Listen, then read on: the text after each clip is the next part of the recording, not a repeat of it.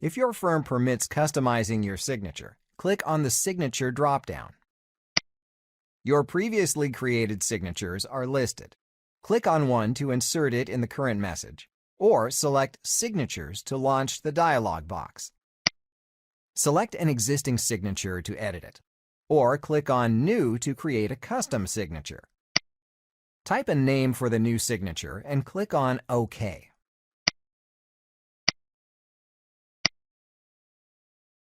Type or paste the signature information.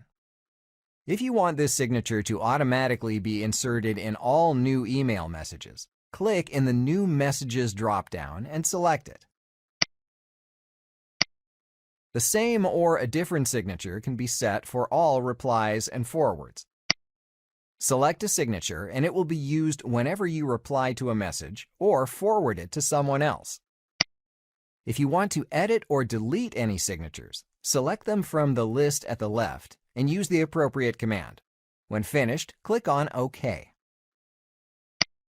Because the message was already drafted before the default signature was defined, it has not been inserted.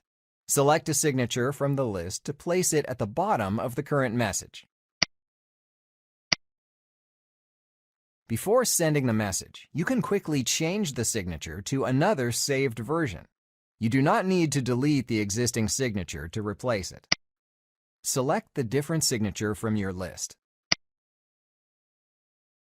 When finished addressing and drafting the message, click on Send.